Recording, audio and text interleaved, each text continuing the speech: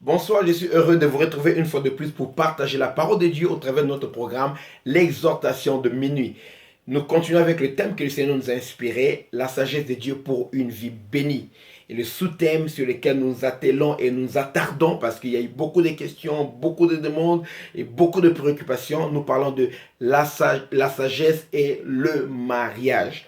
Beaucoup de gens se demandent comment faire un bon choix pour avoir un bon conjoint, une bonne conjointe, quelqu'un avec qui on va partager la vie. D'autres qui sont en instance de divorce, malheureusement, ils demandent des conseils. Ils ne veulent pas aller jusque-là, mais ils savent que, en tout cas, les carottes sont cuites. Ils ne savent pas comment s'en sortir. Ils demandent des conseils si c'est possible de répartir sur de nouvelles bases ou bien de restaurer leur couple. Face à ces préoccupations-là, nous sommes dit qu'il est important de s'attarder sur cet enseignement sur le mariage. Pourquoi? C'est pas parce que le mariage concerne la famille. Et la famille, c'est la cellule de base d'une société. Le mariage, simplement, c'est l'acte par lequel un homme s'unit à une femme pour former une nouvelle famille. Tant que nous enseignons bien sur le mariage, nous renforçons les familles et les familles fortes feront des sociétés fortes. Des familles déstabilisées, et cela va de soi, feront des sociétés qui seront également déstabilisées et les individus ne pourront jamais donner le meilleur d'eux-mêmes ou le meilleur de ce que Dieu a destiné pour eux. C'est pourquoi nous prenons le temps d'enseigner sur le mariage. Aujourd'hui, je vais vous parler de quelque chose d'important. Je vais vous parler de l'importance de l'instruction avant le mariage ou dans le mariage.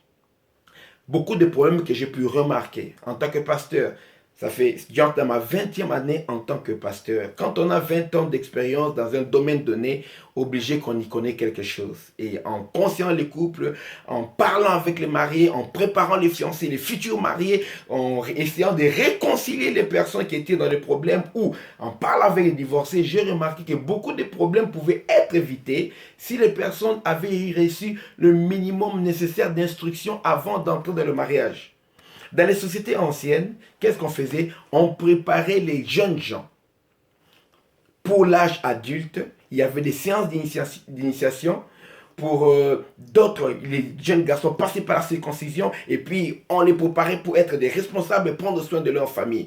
Quand la femme fera ceci, voici ce que tu feras, comment tu te comporteras, voici comment tu devras user de patience vis-à-vis de la femme, voici comment tu seras. Et pour les femmes également, il y avait toute une équipe, soit les tantes, peu importe, on entourait la femme, on lui apprenait comment prendre soin de son foyer, le soin de la maison, la nourriture et comment s'occuper de son mari. D'autres les amenaient dans la forêt, on appelait ça dans certaines tribus au Congo, Kikumbi. On apprend à la femme, à la jeune fille même, comment avoir des rapports intimes avec son mari, comment prendre soin de son corps intime. C'était des choses, c'était des moments importants. On faisait comprendre aux jeunes gens que le mariage c'est important. Et quand vous regardez dans la Bible, les instructions qu'Abraham donne pour le mariage de son fils Isaac et tous les restes, comment on pouvait donner l'aval pour le mariage, comment on pouvait refuser, les gens de la Bible avaient aussi beaucoup d'égards par rapport au mariage. Mais dans notre société aujourd'hui, il n'y a plus beaucoup d'égards pour le mariage. Le mariage est banalisé, le mariage est désacralisé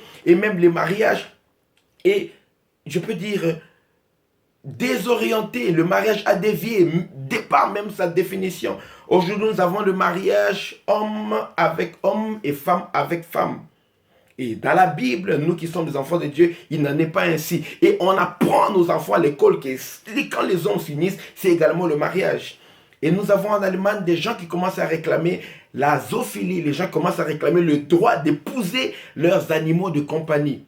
Ils réclament qu'il y ait une nouvelle loi, comme il y a eu la loi pour les homosexuels, ça continue à aller. Et nous avons appris en Suisse, les gens réclament maintenant d'avoir le droit d'épouser des membres de leur famille. Donc l'inceste doit être légalisé pour que les gens se marient entre personnes de même famille. C'est-à-dire que le mariage dans ce monde ne veut plus dire ce que Dieu pense et reçoit qu'on soit sur le mariage. Mais pour nous, notre vie dépend de la parole de Dieu. Et concernant l'instruction pour le mariage, j'aimerais que nous puissions lire un verset de la Bible avec vous. Nous lisons dans Proverbes chapitre 19 et nous lisons le verset 20. Là, on déclare: écoute les conseils et reçois l'instruction, afin que tu sois sage dans la suite de ta vie. Moi, je peux dire dans la suite de ta vie ou bien dans le projet de ta vie. Tu sais, excusez-moi, je me dis, vous savez, le mariage, c'est quoi? C'est un projet de vie. Le mariage, engage ta personne, ton avenir, ton présent. Et le mariage engage toutes les ressources que tu as. Le mariage peut même engager ton éternité. Dieu pourrait te traiter dans l'éternité par rapport à la manière dont tu te comportais dans ton mariage. Donc c'est très important le mariage. Et ici on dit, écoute les conseils, reçois l'instruction et sois sage pour la suite de ta vie ou bien pour ton projet de vie, pour le mariage. L'instruction a une grande part de responsabilité. Tu étudies la comptabilité parce que tu veux être comptable. Tu fais des longues études, 8 ans, des études de médecine parce que tu veux être médecin. Et après, tu arrêteras ton travail de médecin. Après 40 ans de travail, 20 ans peut-être, tu partiras à la retraite. Tu ne voudras plus soigner personne. Mais nous nous marions pour la vie. On dit que l'homme ne sépare pas ce que Dieu a uni. Nous nous marions pour la vie. Bien aimé, s'il faut 8 ans d'études pour la médecine, tu devrais passer toute ta vie te poser des questions, t'instruire réellement sur le mariage. Le mariage, c'est quoi? Qu'est-ce qui m'attend? Beaucoup de jeunes filles aujourd'hui, elles sont belles, jolies, mais elles connaissent rien sur le mariage. La pensée du mariage pour eux, c'est le copinage, être avec un homme et avoir le droit d'avoir des rapports sexuels sans qu'il y ait le monde qui vous tombe dessus. Et ça ne s'arrête pas. Les devoirs conjugaux, les responsabilités qu'on a et le fait maintenant qu'on dépend d'une personne, beaucoup de jeunes ne connaissent pas cela. L'homme qui se marie, le jeune homme ne croit pas que tu es libre de continuer à faire ce que tu veux et quand tu rentres, tu trouves ta femme à la maison comme une boniche pour faire tout ce que tu veux et préparer pour toi te servir comme si tu étais un maître. Non, non, bien aimé, en rentrant, tu devras rendre des comptes et même si tu es dehors, tu devras savoir que tu dépends de quelqu'un avec qui tu t'es uni pour la vie. Simplement, les gens n'ont plus d'instruction sur le mariage. Et quand on enseigne sur le mariage, ça se limite seulement à commencer à parler des rapports sexuels. Oh, voici ceci, l'intimité. Non, non, bien aimé, la vie du rapport sexuel, c'est pas ça tout ce qui fait la vie du mariage. Ça consiste qu'un petit moment. Et en Europe, on a calculé la moyenne générale pour les rapports intimes, rapports sexuels, ça dure 4 minutes pour certains. C'est la moyenne. C'est-à-dire qu'imaginez vous 24 heures de vie dans la journée, il y a ces 4 minutes-là et puis chacun va dormir. Même si vous faites durer ça 1 heure, 2 heures du temps, mais ça ne fait pas partie de l'essentiel de la vie. Il y a des choses que vous pouvez vivre, ça rend même la vie dans le lit amer. Vous regardez un chien de faïence, vous voulez même plus vous approcher alors que vous êtes marié. Parce que les gens n'ont pas appris leurs responsabilités, leurs devoirs sur le mariage. Quand tu méprises l'instruction, il y a quelque chose qui arrivera. C'est quoi? Vous savez, voyez-moi cette jolie pomme. Quelqu'un peut aller dans un supermarché, dans un marché, il prend une pomme, parce que c'est bien. Mais quand on regarde bien, on voit qu'il y a un problème, il y a un défaut. Pour payer mes études en Belgique, j'ai travaillé dans la cueillette de pommes à Louvain. Et l'une des choses qu'on nous avait appris, c'est cueillir les pommes. Quand on cueillait les pommes, on devait les déposer dans les bacs avec beaucoup de soin. Parce qu'il suffisait qu'il y ait une petite égratignure, un petit problème. On ne pouvait pas le voir. Mais après quelques jours, ça apparaissait. Et dans le supermarché, personne ne pouvait plus prendre cette pomme-là. La pomme était dévaluée.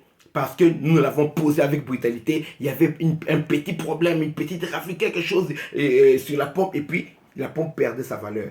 C'est-à-dire que quand quelqu'un te pousse, il te pousse parce qu'il voit cette partie. Mais en rentrant à la maison, toutes les parties bizarres vont commencer à apparaître. Je vous ai dit que si l'amour rend aveugle, le mariage rend la vue. Parce que tu vivras 24 heures sur 24 heures, bien peu importe, tu partageras ta couche avec quelqu'un, vous vous reverrez ensemble, on va commencer à t'examiner. Là, on apprendra que ton père t'a pas bien éduqué pour le mariage. Ta mère n'a fait aucun travail pour le mariage. Donner aux enfants du Nutella, ça ne fait pas d'eux que les préparer pour la vie de couple, la vie de responsable. Dans le cas, instruire l'enfant sur la voie qu'il doit suivre. Quand il sera vieux, il ne s'en détournera pas. Aujourd'hui, les parents n'apprennent rien aux enfants sur le mariage. Et par rapport au mariage, il y a ce qu'on appelle l'éducation diffuse. C'est Hollywood qui enseigne nos jeunes ce que c'est que le mariage. Alors qu'aucun acteur de Hollywood n'arrive à tenir une vie de couple normale ou bien qui perdure dans le temps. Il y en a très très peu, et nous les connaissons tous parce qu'il y en a peu qui réussissent dans leur vie de couple. On me fait miroiter les scènes érotiques, pornographiques en faisant croire aux gens que le mariage c'est ça. Non. Soyez instruits. J'ai parlé avec une jeune sœur pour l'exhorter par rapport au mariage, d'instruire par rapport au mariage. C'est quelqu'un qui se prépare à se marier. Et j'ai compris que dans sa manière de voir les choses plus tard, ça veut dire que elle pourrait s'associer à son mari que quand elle veut, quand elle en a envie. Quand elle n'en a pas envie, elle ne voudrait pas que son mari se débrouille. J'ai dit, mais tu ne sais pas que dans la Bible, elle déclare que le corps de la femme ne lui appartient pas, mais ça appartient au mari. Et que le corps du mari dans le mariage, ça n'appartient pas au mari lui-même, mais ça appartient à la femme. C'est-à-dire que la manière de priver ta femme ou ton homme de ta personne, de toi-même, dans votre intimité, peut générer des problèmes sérieux parce que tu es déjà contre la volonté de Dieu. Tu dis non, moi j'ai pas envie. Non, dans le mariage, la question de ne pas envie reste le jour avant qu'on dise oui. Si tu n'y penses, ne pas être capable de te donner à quelqu'un, ne plus t'appartenir à toi-même, appartenir à quelqu'un, si tu n'es pas capable d'accepter cela, ne te marie pas, tu n'es pas prêt pour le mariage. Et toutes ces leçons-là, on n'apprend pas aux gens. La soumission. Quel est le rapport qu'on peut avoir avec la belle famille? Les gens croient que ce qui m'intéresse, c'est mon petit Georges. Ce qui m'intéresse, c'est Sophie que je vais épouser. Le reste, la famille, je m'en fous. Non. Quand tu épouses quelqu'un, tu épouses également son histoire. Tu épouses également tous les bagages émotionnels, intellectuels aussi, et social que cette personne ramène. Et cette personne ramène tout ça à son couple. La meilleure chose que cette personne puisse t'offrir, c'est s'offrir elle-même. Et c'est que la personne est... Sa famille en fait partie. Le milieu où cette personne a vécu en fait partie. Si tu ne prends pas compte de cela en n'examinant pas les intérêts qui peuvent venir ensemble ou bien la compatibilité, vous aurez un problème sérieux. C'est pourquoi je demanderai aux parents, la formation pour le mariage concerne à la maison. Femmes, apprenez à vos filles ce que c'est qu'être une femme au foyer. Femmes, apprenez à vos fils ce que c'est qu'être un homme responsable. Hommes, apprenez à vos fils et soyez un exemple pour eux. Même si vous êtes divorcés, vous vivez ailleurs, mais prenez soin de parler à vos garçons parce que les statistiques montrent que les enfants qui sortent des couples divorcés ont tendance à répéter cela eux-mêmes, à ne pas considérer l'union comme étant importante. Et puis ces enfants-là aussi formeront des foyers qui divorceront demain. Alors, prenez du temps, même si vous habitez ailleurs, vous avez des familles recomposées, allez voir vos enfants, parlez-leur sur le mariage. Dites, écoutez, si moi et votre maman, nous avions eu l'information que je te donne maintenant, peut-être nous serions toujours ensemble, on ne serait pas divorcés. Alors, j'aimerais que toi, tu fasses mieux que moi, parce que tu es le meilleur que j'ai pu donner au monde. Toi, mon fils, tu es meilleur que moi. C'est comme ça qu'il faut parler à vos enfants. Parlez à vos filles. Sur le mariage, sur les responsabilités qui les attendent, parce qu'il n'y a rien de plus responsable que le mariage. C'est rempli de responsabilités. Il y a des choses qu'on ne veut pas, même les enfants. Des fois, on a envie de dormir, mais les enfants, quand vous avez un bébé dans la maison, si le bébé pleure, tu dois te réveiller, homme ou bien femme, papa ou maman, pour prendre soin de ces enfants-là, parce que les enfants sont une bénédiction dans le couple et ça mène une responsabilité. Dans toute bénédiction, il y a une responsabilité qui s'accompagne. Les gens regardent les cadeaux, mais ne regardent pas la notice d'utilisation. La notice dit, ne faites pas ceci, n'exposez pas l'appareil à cela, ne faites pas cela. Si vous ne lisez pas la notice, vous allez abîmer votre appareil. Alors, l'instruction par excellence, c'est la parole de Dieu. Parce que le mariage est une institution divine. Le mariage vient de Dieu. Et Dieu a mis dans sa parole la sagesse nécessaire pour que nos vies de couple puissent réussir. Soyez instruits avant le mariage. Et quand vous êtes déjà marié, il y a des séquelles qui vous manquent dans votre instruction. Il y a des séquences d'instruction qui manquent. Prenez des cours comme les enseignements que je vous donne. Achetez des livres qui concernent le mariage. Lisez ces livres. Instruisez-vous. Posez des questions aux bonnes personnes. Arrêtez de suivre les choses d'Hollywood. Et si un homme ne t'offre pas ceci, il ne t'aime pas. Si un homme veut te tromper, ça veut dire que non, bien aimé, comment prendre soin de ta femme pour la rendre heureuse? Comment prendre soin de ton homme? Dans le mariage, on s'offre à soi, à l'autre. On ne vient pas dans le mariage simplement pour être le plus heureux, non. Pour rendre l'autre heureux au travers de la joie de l'autre, on reçoit le bonheur en retour. Personne ne peut être heureux dans son mariage quand son partenaire vit un malheur. Quand son partenaire vit dans la tristesse. Commencez à vous instruire. Il n'est pas trop tard pour vous instruire. Commencez à chercher dans la parole de Dieu les paroles qui concernent le mariage. Sinon, vous allez chasser les démons là où il n'y en a pas. Esprit de célibat, esprit de divorce. Non, l'esprit de divorce, c'est toi. Parce que tu n'as pas l'instruction sur le mariage. Là, déclare que l'insensé méprise l'instruction et la sagesse. Proverbe 1, verset 7, la deuxième partie. Les insensés, méprisent l'instruction et la sagesse. Si tu as méprisé l'instruction, tu es en train de mépriser ta vie, tu es en train de mépriser ton propre mariage. Tu te parfumeras bien, mais la femme que tu as dans la maison ne voudra même pas te regarder. L'homme que tu as dans la maison ne voudra même pas te regarder. Il aura des yeux ailleurs, simplement parce que tu n'as pas reçu l'instruction comment traiter ton mari dans le mariage, comment traiter ta femme dans le mariage. Par manque d'instruction, beaucoup de couples divorcent, échouent. Le mariage qui est un projet de vie, les projets échouent faute de conseillers. Les projets échouent parce que les gens n'ont pas reçu l'instruction nécessaire pour mener à bien ce projet de vie qui est le mariage. Je prie que Dieu vous donne l'humilité pour rechercher l'instruction. Que Dieu vous inspire, qu'il vous conduise vers les bons enseignements qui vont vous aider à avoir des bons couples. Commencez à vous instruire, à poser des questions. Ne dites pas, moi je sais. Non, tu ne sais rien. Tu ne sais rien. Pourquoi tu veux commettre les mêmes erreurs que quelqu'un qui est devant toi a déjà pu commettre? Vous êtes sur une route, quelqu'un qui est devant tombe dans un trou. La deuxième personne vient tombe dans un trou encore. La troisième personne qui vient tombe aussi dans le même trou. La plus bête de ces trois personnes, c'est la troisième personne. Parce que tu as vu comment les gens qui sont tombés devant toi, tu aurais pu utiliser leur expérience pour t'instruire, pour ne pas tomber dans le même piège. Mais toi, tu viens pour tomber encore dans le même piège. Non. Oh, il y a un esprit de divorce dans notre famille. Non. C'est que dans votre famille, on a négligé l'instruction sur le mariage. Ça continue à descendre dans la lignée. Et ce n'est pas un esprit de divorce, c'est simplement un manque d'instruction qui vous empêche de savoir ce que c'est que le mariage. Il y a des filles qui ont été élevées par des mamans qui ont dit, moi, un homme ne me dit rien.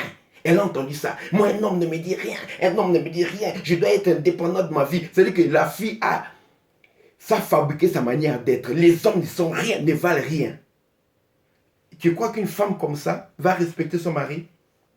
Parce qu'elle a été formatée comme ça. Les hommes ne valent rien. S'ils ne veulent pas qu'ils partent.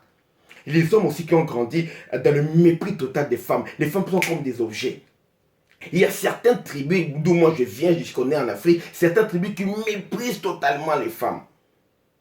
Et non, qui a grandi dans cette atmosphère où la femme n'a aucune valeur, aura du mal à considérer, à respecter sa femme et à vivre une vie de couple heureuse, une vie de couple qui est bénie. Quand les gens ne sont pas instruits, ou bien quand leur instruction est biaisée, ces personnes ne pourront jamais vivre le mariage tel que Dieu l'a conçu. Dans la Bible, dans la parole. Quand on lit le livre des Cantiques, on sent l'intimité, on sent le respect, on sent la considération entre l'homme et sa bien-aimée. Et on imagine et on comprend que c'est comme ça que le couple doit être. C'est ça que Dieu pense en créant le mariage. Alors, instruisez-vous pour vivre des couples heureux, pour vivre des mariages bénis.